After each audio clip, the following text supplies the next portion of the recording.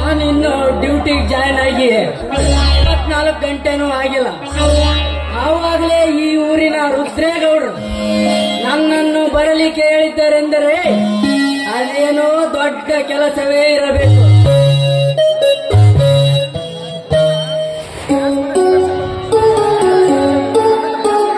ಹೇಳತ್ತಮ್ಮ, ಮನೆಯಲ್ಲಿ ಗೌಡ್ರಿಲ್ಲವೇ?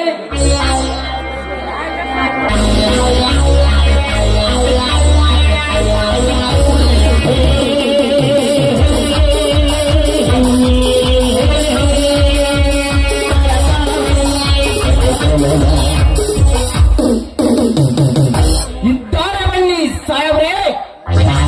ಗೌಡ್ರೆ, ಗೌಡ್ರೆ, ಹೊಸದಾಗಿ ಬಂದ ಇನ್ಸ್ಪೆಕ್ಟರ್ ನಿಮ್ಮನ್ನು ಕಾಣಬೇಕೆಂದು ಬಂದಿದ್ದಾರೆ.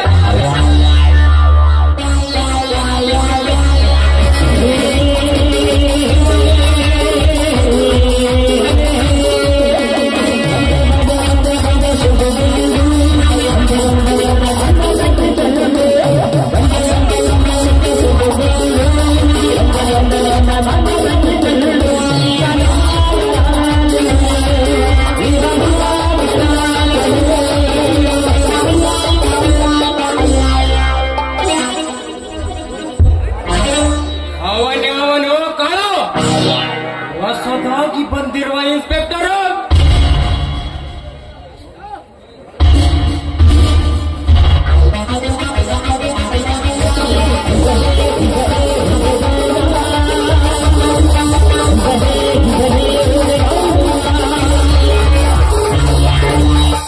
ಓಹೋ, ನನ್ನ ಸೋದರಳಿಯ ಇನ್ಸ್ಪೆಕ್ಟರ್.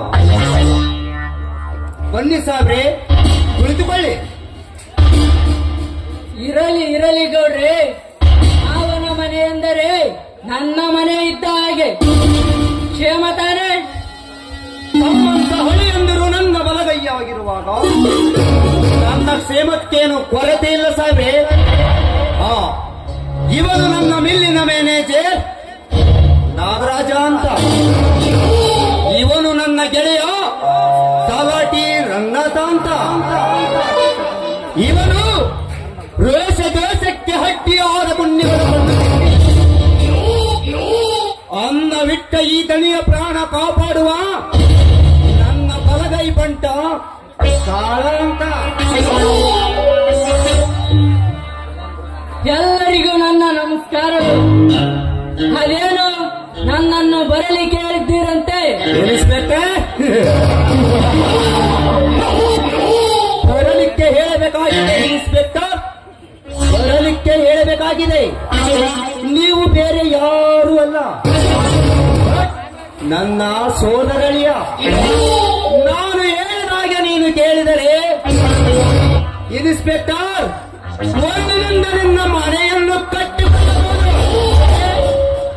ಹೌದು, ಆ ದೊಡ್ಡ ರೈತನೆನಿಸಿಕೊಂಡಿರುವ ಶಿವನ ಗೂಡಿಗೆ ಬೆಂಕಿ ಇಟ್ಟ ವ್ಯಕ್ತಿ ಬೇರೆ ಯಾರಲ್ಲ, ಅದು ನಾನೇ.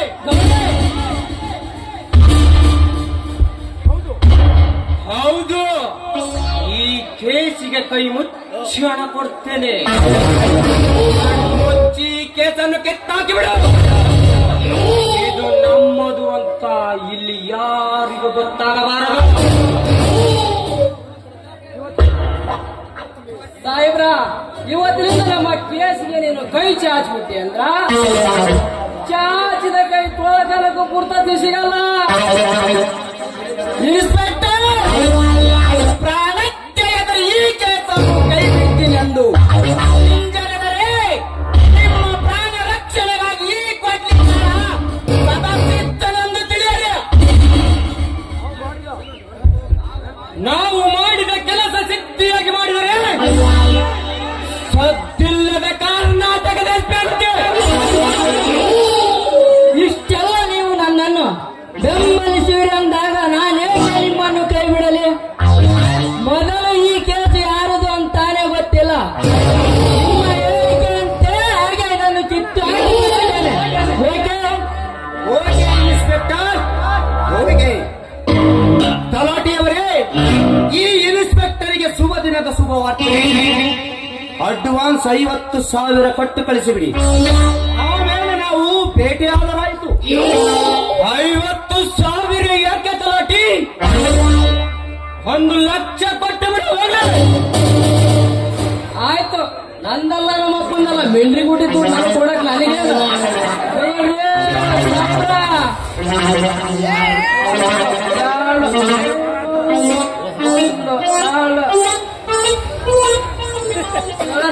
ಸಾಹೇಬ್ರ.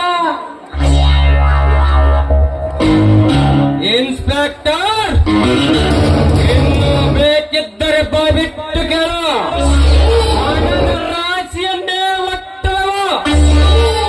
ಇನ್ಸ್ಪೆಕ್ಟರ್, ಕೇಳಿದಾಗ ಕೇಳಿದಷ್ಟು ಹಣ ಕೊಡುವುದು ನನ್ನ ಕೆಲಸ.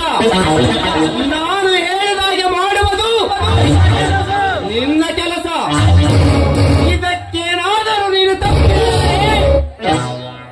ನಿನ್ನ ಕಾಕಿ ಬಟ್ಟೆನು ಉಳಿಯೋದಿಲ್ಲ, ಬಟ್ ನೀನು ಉಳಿಯೋದಿಲ್ಲ. ಇದೇ ನಮ್ಮೆಲ್ಲರ ಕೊನೆಯ ಮಾತು. ಬಿತ್ತಿದ ಬೀಜ ಬೀಜ ಕೊಡುವ ಸಸಿಯೇ ಹುಟ್ಟಬೇಕು ಹೊರತು ಬೇರೆ ಗಿಡ ಹುಟ್ಟುವುದಿಲ್ಲ ಗೌಡ್ರೆ. ಮಾವನೆನಿಸಿಕೊಂಡ ನಿನ್ನ ನಿರ್ಧಾರವೇ ನನ್ನ ನಿರ್ಧಾರ. 7 ಹಳ್ಳಿಗಳ ಒಡೆ ನೆನೆಸಿಕೊಂಡ ನೀನು ಲಕ್ಷ್ಮಿಯ ವರದ ಹಸ್ತ ನನ್ನ ಮಸ್ತಕದ ಮೇಲಿರುತ್ತದೆ ಅಂದರೆ ಅದು ನನ್ನ ಭಾಗ್ಯ. ಬರುತ್ತೇನೆ. Okay okay.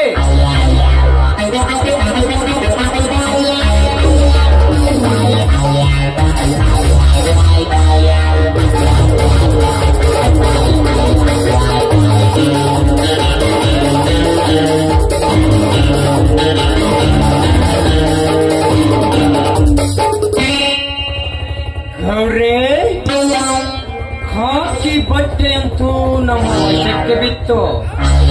ಪ್ರಸಂಗ ಬಿದ್ದರೆ ಅದು ಯಜಮಾನರೇ ನೀವಾಗಿ ಬಿಡುವರೆ. ನಾಗರಾಜ್, ಖಾಲಿ ಯಜಮಾನರಷ್ಟೇ ಹೇಗೆ ನಾಗರಾಜ್? ಪ್ರಸಂಗ ಬಿದ್ದರೆ ಆ ಪರಶಿವನ ಯಜಮಾನ ಕೂಡ ಆಗುತ್ತದೆ. ಆದರೆ ಅದಕ್ಕೆಲ್ಲ ನಿನ್ನಂತ ಗೆಳೆಯನ ಸಹಕಾರ ಅಗತ್ಯ ಬೇಕು.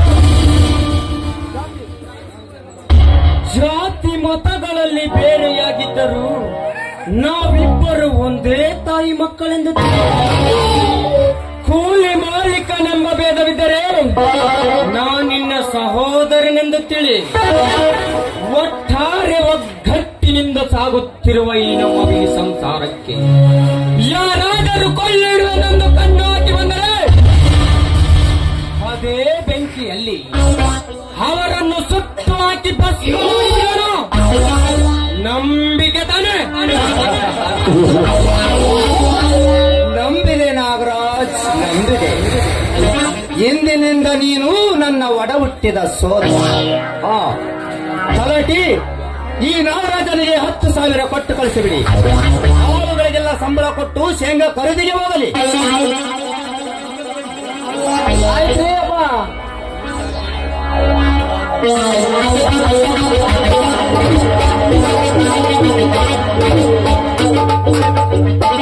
ಅಪ್ಪ ಸಾಹೇಬ್ರ,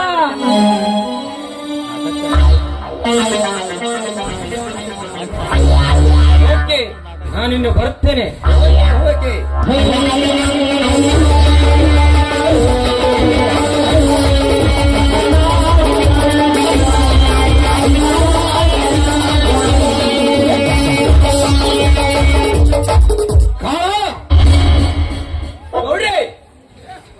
ದೊಡ್ಡ ರೈತನೆನಿಸಿಕೊಂಡು ಸೊಕ್ಕಿನಿಂದ ಮೆರೆಯುವ ಆ ಬಡ್ಡಿ ಮಗ ಶಕ್ತಿ ಇನ್ನೊಂದು ಸಾರಿ ನಮ್ಮ ಹಾಳುಗಳ ತಂಟೆಗೆ ಬಂದರೆ ಒಂದೇ ಅವನ ಗಂಟಲ ಕೊಲಿಗಳನ್ನು ಬಿಸಾಕಿಬಿಡು.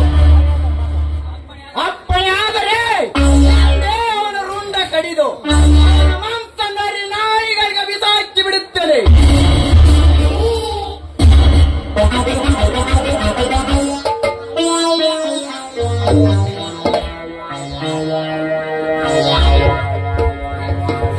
ನಮಸ್ಕಾರ ಮಾಡ್ತೀನಿ ದಣಿಯವರಿಗೆ.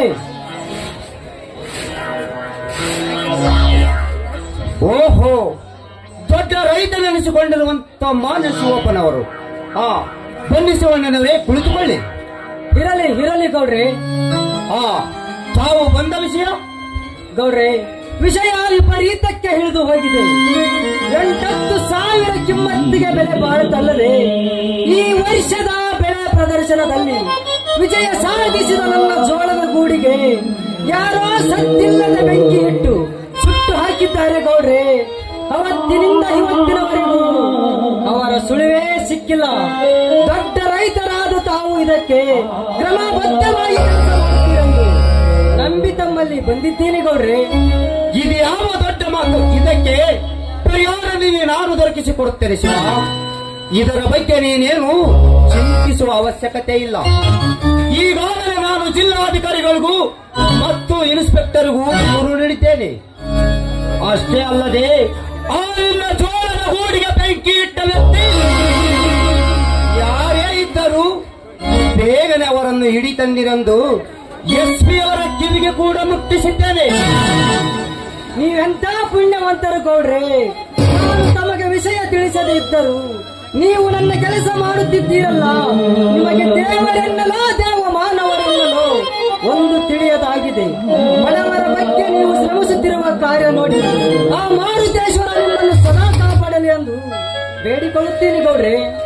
ಶಿವ, ಈಗ ನಾನು ಮಾಡುತ್ತಿರುವ ಕಾರ್ಯ ಇದು ಯಾವ ದೊಡ್ಡ ಮಾತು? ಅದು ನಾನು ಮಾಡಲೇಬೇಕಾದ ಕೆಲಸ. ಸುತ್ತಮುತ್ತಲಿನ ರೈತರೆಲ್ಲರೂ ಸೇರಿ ನನ್ನನ್ನು ಅಧ್ಯಕ್ಷ ಸ್ಥಾನಕ್ಕೆ ಕೂಡಿಸಿದಂದ ಮೇಲೆ ಅದು ನಾನು ಮಾಡಲೇಬೇಕಾಗುತ್ತದೆ. ನಿಮ್ಮ ಈ ಉಪಕಾರಕ್ಕೆ ಧನ್ಯವಾದಗಳು ಗೌಡ್ರೆ. 8,000 ಕಿಮ್ಮತ್ತಿನ ಗೂಡು ಸುಟ್ಟು ಕಷ್ಟದಲ್ಲಿ ಕೈ ತೊಳೆದರು ನೀವು ಹಾಡುತ್ತಿರುವ ನುಡಿ ಕೇಳಿ ನನ್ನ ಹೃದಯದಲ್ಲಿ ಸಂತೋಷದ ಸಾಗರವೇ ಉಕ್ಕಿರಿಸಿದೆ. ನಮ್ಮ ಶಿವಣ್ಣ ಹೃದಯದಾಗ ಅಷ್ಟ ಯಾಕೋ ಇನ್ನು ಮುಂದ ಪಾದಲಿಂದ ನೆತ್ತಿವರೆಗೆ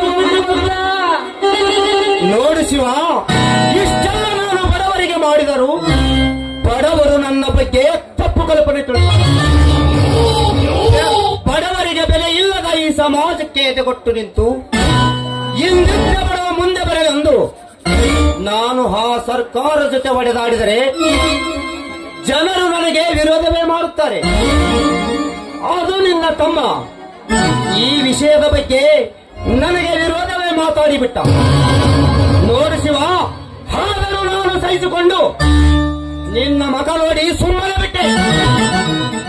ಏನು ಹರಿಯದ ನನ್ನ ತಮ್ಮನ ಮಾತು ಹಚ್ಚಿಕೊಂಡು ಅವನಿಗೆ ಸರಿಯಾಗಿ ನಾನು ತಿದ್ದಿ ಬುದ್ಧಿ ಹೇಳುತ್ತೀನಿ. ಏನ್ ತಿದ್ದಿ ಹೇಳ್ತೀವೋ ತಮ್ಮ? ಬುದ್ಧಾರ್ಥರ ಜನಕ್ಕೆ ಏನ್ ತಿದ್ದಿ ಹೇಳ್ತೀರಿ? ನಮ್ಮಂತ ಆದ್ರೂ ಬುಡು ಮನುಷ್ಯರಿಗೆ ಎದಿಗಾರ ಒದ್ದರು ಆಗಲಿ ಇಲ್ಲ ಗುದ್ದಿದರಾಗಲಿ ಹಿರಿಯರಾದ ನಮ್ಮ ಕರ್ತವ್ಯ ನಾವು ಮಾಡಲೇಬೇಕಲ್ಲ ತಲಾಟಿಯವರೇ. ನೋಡಿ, ಇನ್ನೊಂದು ವಿಷಯ ಮರೆತು ಬಿಟ್ಟಿದ್ದೆ. ಕೈಗೆ ಬಂದ ಬೆಳೆಯೆಲ್ಲ ಮಣ್ಣು ಪಾಲಾಗಿ ಹೋಯಿತು. ಬಡತಕ್ಕಂತ ಹಣದ ವ್ಯವಹಾರವೆಲ್ಲ ಹಾಗೆ ನಿಂತು ಹೋಗಿದೆ. ನೀವೀಗ 1,000 ರೂಪಾಯಿ ಕೊಟ್ಟು ಮುಂದಿನ ಬಿತ್ತನೆಗೆ ಅನುಕೂಲ ಮಾಡಿಕೊಡಿರಂದು ತಮ್ಮಲ್ಲಿ ಕೇಳಿಕೊಳ್ಳುತ್ತೇನೆ ಗೌಡ್ರೆ. ಇದಕ್ಕೆ ಒಪ್ಪಿದೆಯ ಪಾಲಿಸಿದರೆ ಮುಂದಿನ ಬೆಳೆಯಲ್ಲಿ ಬಡ್ಡಿ ಸಮೇತ ಹಣ ಕೊಟ್ಟು ಋಣಮುಕ್ತನಾಗುತ್ತೀನಿ ಗೌಡ್ರೆ. ಶಿವ, ನೀನು ಬೇಡಿದಷ್ಟು ಹಣ ಕೊಡಲು ನಾನು ಸಿದ್ಧನಿರುವ, ಅದನ್ನು ನೀನು ಎದರಿ ಕೇಳಬೇಕೆ? ತಲಾಟಿಯವರೇ, ಕೊಟ್ಟು ಕಳಿಸಿಬಿಡಿ 1,000 ರೂಪಾಯಿ.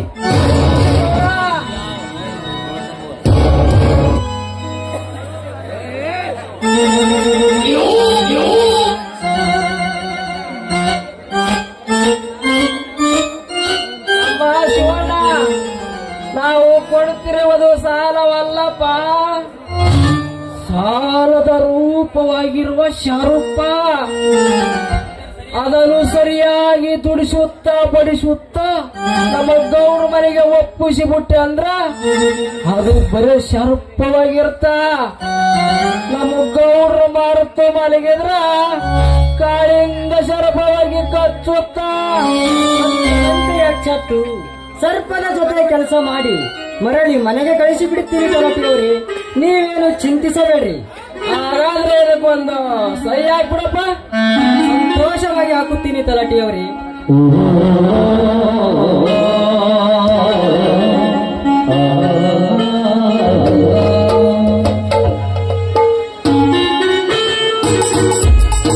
ಗೌಡ್ರಿ, ನಾ ಇನ್ನು ಬರುತ್ತೇನೆ.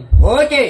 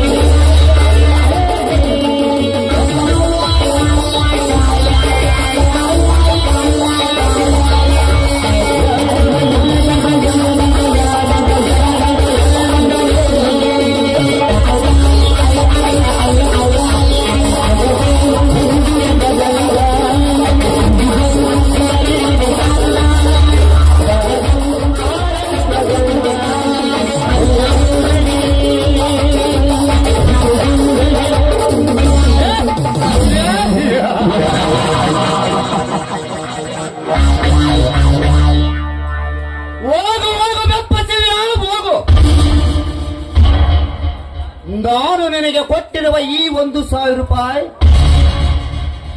ನಿನ್ನ ಮನೆತನ ನಡೆಸುವುದಕ್ಕಲ್ಲ ಶಿವ,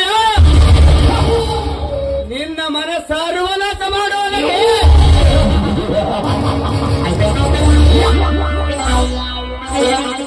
ಇವತ್ತೇ ಮೊದಲ ಬಾರಿಗೆ ನಿನ್ನ ಮನೆ ಪ್ರವೇಶಿಸಿದ ನನ್ನ ಹಣ ಕಾಳಿಂಗ ಸರ್ಪವಾಗಿ ನಿನ್ನ ಎಲ್ಲ ಆಸ್ತಿಯನ್ನು ಕಚ್ಚುವುದಕ್ಕಾಗಿದೆ.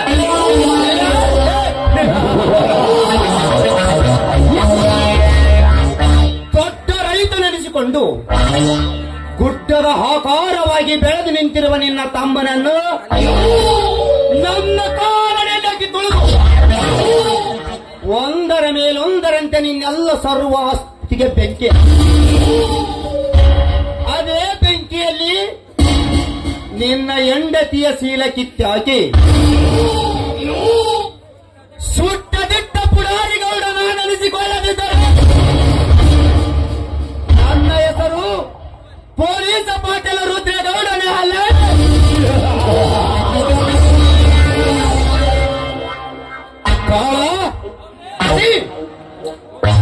ಹೋಗಲೇ ಸರಿಯಾಗಿ ಕಂಡಿರುತ್ತಾಯಿ ನೋಡು. ಆಫೀಸಿಗೆ ಜೀಪು ತೆಗೆದುಕೊಂಡು ಆ ಚನ್ನನಿಗೆ ಬರಲಿಕ್ಕೇಳು. ನಾವು ಗಾಡಿಯಿಂದ ಭದ್ರತೆಯಾಗಿ ಹೋಗೋಣಂತೆ. ಹೌದು ದಣಿ, ನಮ್ಮ ಕಂಟ್ರಿ ಸರಾಯಿ ಗಾಡಿಗೆ ಯಾವನಾದರೂ ಪುಡರ್ ಆಫೀಸರ್ ಅಡ್ಡ ಬಂದು ಅದೇ ಗಾಡಿ ಮುಂದೆ ಅವನ ಅಡ್ಡ ಹಾಕಿ ಬಿಡುತ್ತೇನೆ. ಹೋಗಿ ಬರುತ್ತೀನಿ ಗೌಡ.